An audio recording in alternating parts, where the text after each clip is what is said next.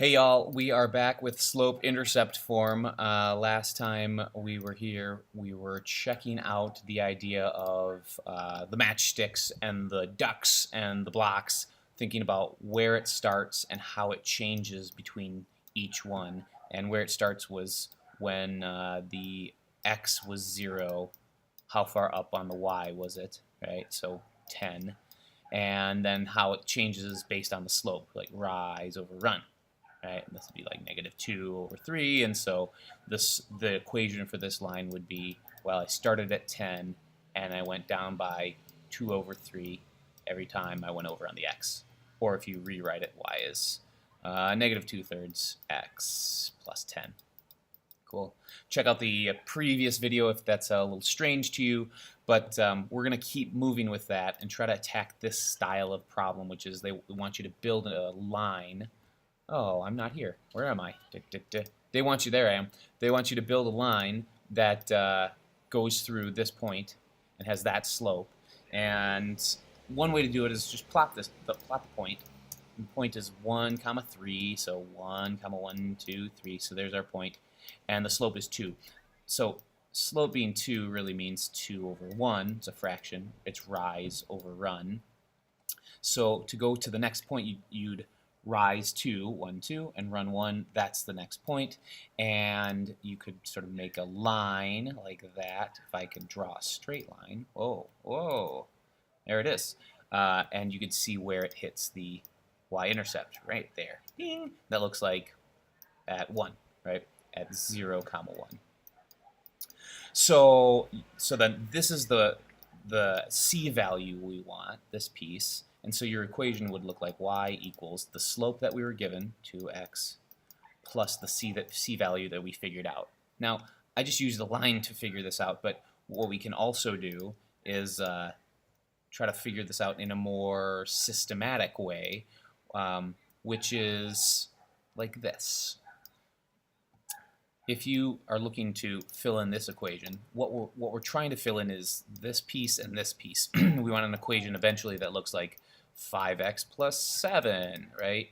We want to find the slope and the y-intercept. I just made this up, so we don't need to write that down. But we know the slope. It's 2, right? So far we've got y equals 2x plus who knows what, and we've got to find the who knows what.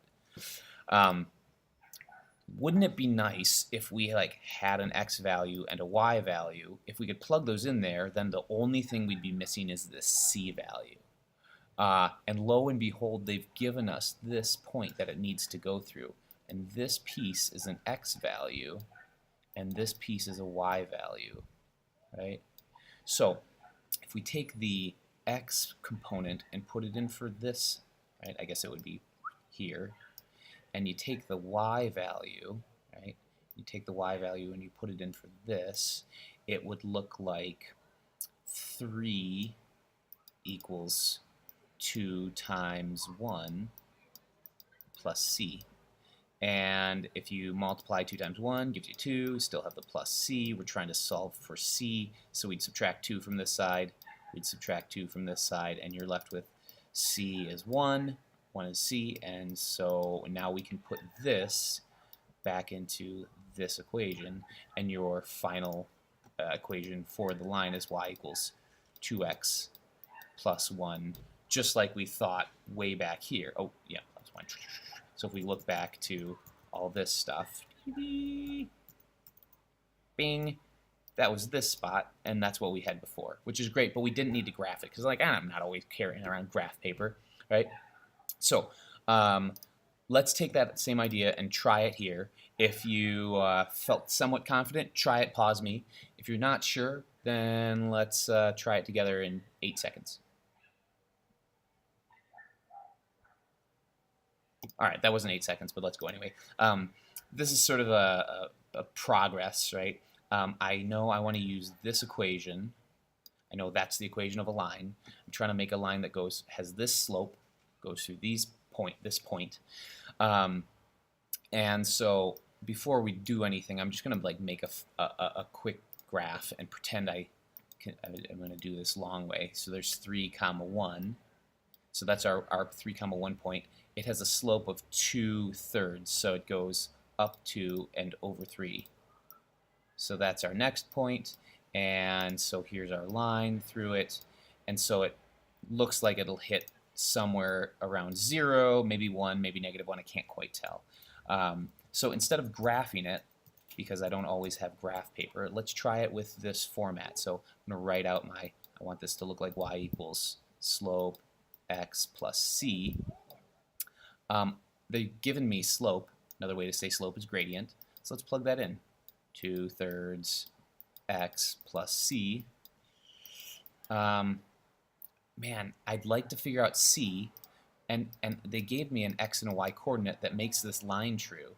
So if you put the x in here and the y in here, you end up with 1 equals 2/3 times the x value and plus c. And now c is the only thing we don't have.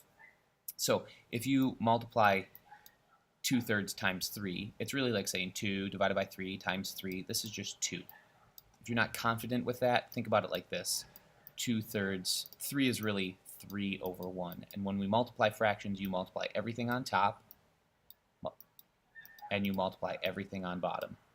And then you divide, right? 2, right there. We still got the plus c, and we've still got the 1. And now you can subtract 2 from this side, subtract 2 from that side, and you should get what? -1 equals c. Great, so now we plug it back into our original equation, and your final equation should look like y equals the slope that they gave us, 2/3 x plus c, plus -1, so I'm going to call it -1. I think that's it. Let's check it out. Yeah, great. Cool, so that's how to find the line equation with a slope going through a certain point.